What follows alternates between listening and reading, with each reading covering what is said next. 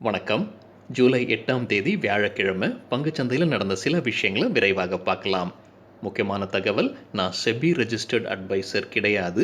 இந்த வீடியோவில் காட்டக்கூடிய அனைத்து கம்பெனிகளும் வெறும் இன்ஃபர்மேஷனல் பர்பஸ்க்காக மட்டுமே.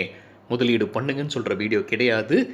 எந்த ஒரு முதலீட்லையும் ரிஸ்க் இருக்கும். ரிஸ்க் புரியாமல் இன்வெஸ்ட் செய்யாதீங்க. ரிஸ்க் புரியலன்னா தயவு செய்து இன்வெஸ்ட்மெண்ட்டை தவிர்த்துருங்க.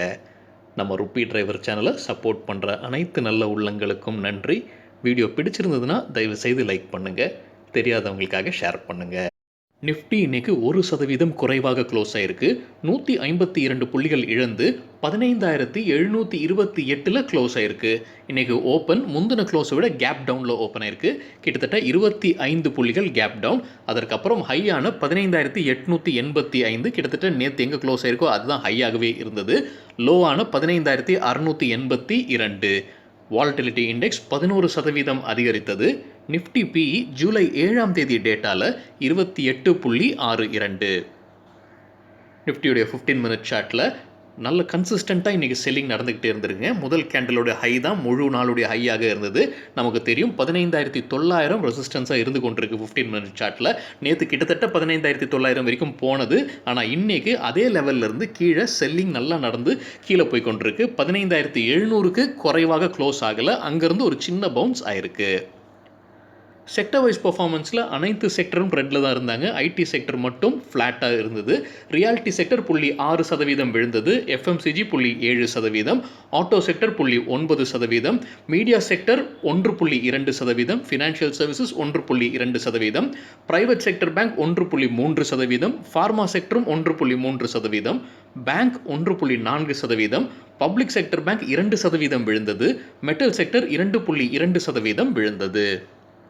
நிஃப்டியில் டாப் 5 கெய்னர்ஸ். டெக் மஹிந்திரா 1.4% அதிகரித்தது. எஸ்பிஐ லைஃப் கிட்டத்தட்ட 1%. ஐஷர் மோட்டர்ஸும் கிட்டத்தட்ட 1%. பஜாஜ் ஆட்டோ 0.6%. ஹெச்சிஎல் டெக் 0.1% அதிகரித்தது. டாப் 5 லூசர்ஸ் நிஃப்டியில் டாடா மோட்டர்ஸ் மறுபடியும் 3.5% விழுந்தது. ஜேஎஸ்டபிள்யூ ஸ்டீல் 3% விழுந்தது. இண்டல்கோ கிட்டத்தட்ட 3% விழுந்தது. டாடா ஸ்டீல் 2.4%. ஓஎன்ஜிசியும் 2.4% விழுந்தது. சில இண்டிவிஜுவல் ஸ்டாக்ஸ் மற்றும் செய்திகள் விரைவாக பார்க்கலாம். மத்திய அரசாங்கத்துக்கு சொந்தமான சில சொத்துக்களை கெயின் எனர்ஜி பறிமுதல் செய்யலாம்னு பிரான்ஸில் இருக்கிற ஒரு நீதிமன்றம் தீர்ப்பளிச்சிருக்காங்க. அதன்படி கெயின் எனர்ஜி சில சொத்துக்களை பறிமுதல் செய்வாங்கன்னு எதிர்பார்க்கப்படுது. இந்த தீர்ப்பின்படி இந்திய அரசாங்கத்துக்கு சொந்தமான 20 சொத்துக்களை, பிரான்ஸில் இருக்கிற 20 சொத்துக்கள் பறிமுதல் செய்யப்படும்னு அந்த செய்தியில் சொல்லப்படுது. இது சின்ன பின்னணி என்னன்னு பார்த்தீங்கன்னா, கெயின் எனர்ஜிக்கு இந்திய அரசாங்கம் ஒரு தொகை கொடுக்க வேண்டியது இருக்குது. ஒரு டாக்ஸ் கேஸ் இந்திய அரசாங்கம் தோத்துட்டாங்க. கிட்டத்தட்ட $1.2 பில்லியன் மதிப்பிற்கான ஒரு கேஸை இழந்திருக்காங்க இந்திய அரசாங்கம். ஸோ இது பெனால்ட்டியுடன் வட்டியுடன் சேர்த்து கொடுக்க வேண்டும். ஸோ ஒட்டுமொத்தமாக $1.7 பில்லியன் இருக்கும்னு கருதப்படுது. ஸோ இந்திய அரசாங்கம் இது கொடுக்காததுனால கெயின் எனர்ஜி நீதிமன்றங்களாக போய் கேஸ் போட்டுட்டு இருக்காங்க. முன்னவே நமக்கு தெரியும் ஒரு கேஸ் போட்டிருக்காங்க யூஎஸ்ல இருக்கிற நியூயார்க்கில் ஒரு கோர்ட்டில். அது ஏர் இந்தியாவுடைய சொத்துக்களை பறிமுதல் செய்வதற்கான கேஸ். அது ஜொமேட்டோ ஐபிஓ ஜூலை 14ஆம் தேதி வருது. இது குறித்து நாம் டீட்டெயில்டாக ஜொமேட்டோவுடைய கம்பெனி குறித்து பேசியிருக்கோம். அந்த வீடியோட லிங்க் இந்த வீடியோட டிஸ்கிரிப்ஷனில் இருக்குது. பார்க்கணுன்னு விருப்பப்படுறவங்க தயவு செய்து பாருங்கள். அதில் குறிப்பிடத்தக்க விஷயம் ஒன்று பார்த்தீங்கன்னா, ப்ரொமோட்டர்ஸே கிடையாத கம்பெனி இது. நம்ம பல ஃபினான்ஷியல் டேட்டா பற்றியும் பேசியிருக்கோம். அந்த வீடியோட லிங்க் இந்த வீடியோட டிஸ்கிரிப்ஷனில் இருக்குது. பார்க்கணுன்னு விருப்பப்படுறவங்க தயவு செய்து பாருங்கள். கிரே மார்க்கெட்டில் ப்ரீமியம் ஜொமேட்டோக்கு 12லேருந்து 14 ரூபாய் கூடுதலாக போய்கொண்டிருக்குன்ற செய்தி வந்திருக்கு. கிரே மார்க்கெட்னா என்ன, கிரே மார்க்கெட் ப்ரீமியம்னா என்னன்னு நம்ம வேறொரு வீடியோவில் எடுத்துக்காட்டுடன் பேசியிருக்கோம். அந்த வீடியோட லிங்க்கும் இந்த வீடியோட டிஸ்கிரிப்ஷனில் இருக்குது. பார்க்கணுன்னு விருப்பப்படுறவங்க தயவு செய்து பாருங்கள். டாடா கன்சல்டன்சி சர்வீசஸ் உடைய Q1 ரிசல்ட் இன்னைக்கு வருதுங்க. இந்த வீடியோ சேர தருணம் வரைக்கும் எந்த ரிசல்ட்டும் வரல. ரிசர்வ் பேங்க் ஆஃப் இந்தியா அதிரடியாக 14 வங்கிகள் மீது பெனால்ட்டி போட்டிருக்காங்க. வெவ்வேறு காரணங்களால். எந்தெந்த பேங்க்ன்ற டீட்டெயில்ஸ் தெரியலைங்க. ஆனால் பிரபலமான பேங்க்ஸ் இருக்கிறாங்க. ப்ரைவேட், பப்ளிக் மற்றும் ஸ்மால் ஃபினான்ஸ் பேங்க்ஸும் உட்படும் அப்படின்ற மாதிரி செய்தி வெளியாயிருக்கு. இதன் பாகமாக சில கம்பெனிகள் ஸ்டாக் எக்ஸ்சேஞ்சுக்கு லெட்டர் சப்மிட் பண்ணியிருக்காங்க. கரூர் வைஷ்யா பேங்க் சொல்லியிருக்கிறது, ஆர்பிஐ 1 கோடி ரூபாய் அவங்களுக்கு பெனால்ட்டி விதிச்சிருக்காங்க. காரணம் என்பிஎஃப்சிக்கு அவங்க அளித்த கடன் சரியான ரூல்ஸை ஃபாலோ செய்யலை, அதற்காகன்னு சொல்லியிருக்காங்க. அதே மாதிரி இண்டஸ்இண்ட் பேங்க்கும் ஆர்பிஐனால் 1 கோடி ரூபாய் பெனால்ட்டி போடப்பட்டிருக்கு. ஸ்டேட் பேங்க் ஆஃப் இந்தியா தரப்புலேருந்தும் ஒரு அப்டேட் இருக்குது. 50 லட்சம் ரூபாய் பெனால்ட்டி ஆர்பிஐ விதிச்சிருக்காங்க. என்ன காரணம் அவங்க சொல்கிறாங்கன்னா, டேட்டா கரெக்டாக ஆர்பிஐயிடம் சப்மிட் செய்யலை, அதுதான் காரணம்னு சொல்லியிருக்காங்க. அதே மாதிரி பேங்க் ஆஃப் பரோடா மீது 2 கோடி ரூபாய் பெனால்ட்டி போட்டிருக்கிறதா பேங்க் ஆஃப் பரோடா கம்பெனி தரப்பு அப்டேட் வந்திருக்கு.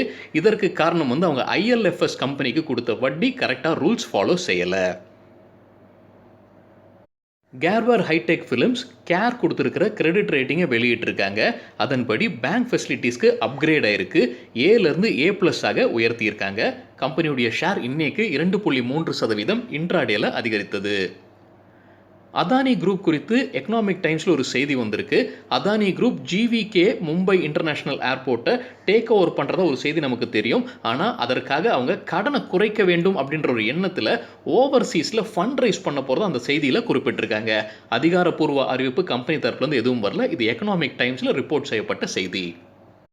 Punjab National Bank housing finance தரப்புலேருந்து ஒரு அப்டேட் இருக்குது. அவங்களுடைய கார்லைல் டீலை பஞ்சாப் நேஷனல் பேங்க் மறுபடியும் பரிசீலனை செய்யுங்கன்னு சொல்லியிருக்காங்க. பஞ்சாப் நேஷனல் பேங்க் தான் PNB ஹவுசிங் ஃபினான்ஸுடைய பேரண்ட் கம்பெனி. ஸோ மறுபரிசீலனை செய்யுங்கன்னு பேரண்ட் கம்பெனி PNB ஹவுசிங் ஃபினான்ஸிடம் கேட்டிருக்காங்க. ஏன்னா செபி சொல்லியிருக்காங்க, அந்த ரூல்ஸை ஃபாலோ செய்யுங்க அப்படின்ற மாதிரி சொல்லியிருக்காங்க.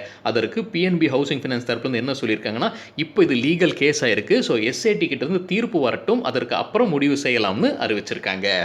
இன்னைக்கு இன்ட்ராடேல 5% அப்பர் சர்க்கியூட்டை எட்டியது PNB housing finance.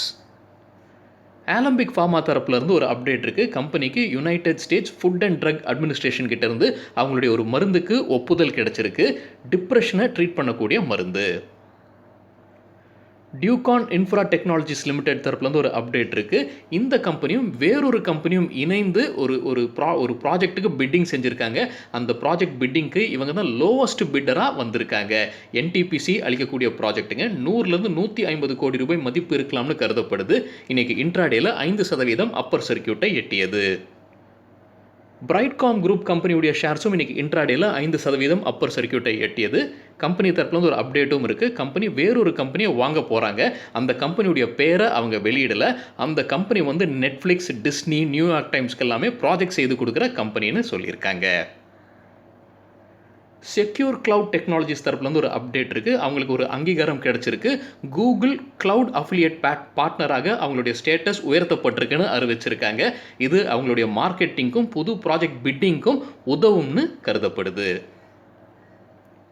L&T Infotech limited தரப்புலேருந்து ஒரு அப்டேட் இருக்குது. அவங்க ஜூன் 16ஆம் தேதி சொல்லியிருந்தாங்க QLogic டெக்னாலஜிஸ் பிரைவேட் லிமிடெடை அக்வயர் செய்ய போகிறதாக, வாங்க போகிறதாக. ஜூலை 7ஆம் தேதி நேற்று இந்த டிரான்சாக்ஷன் முடிவடைந்து விட்டதாக கம்பெனி தரப்புலேருந்து சொல்லியிருக்காங்க. பிடிலைட் இண்டஸ்ட்ரீஸ் நம்ம ஃபெவிகால் பிராண்ட் வச்சிருக்கிற company.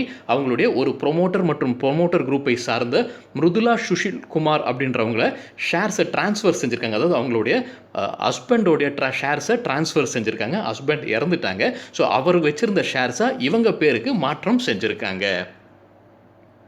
Sri சிமெண்ட்ஸ்க்கு credit rating care கொடுத்ததை வெளியிட்டிருக்காங்க.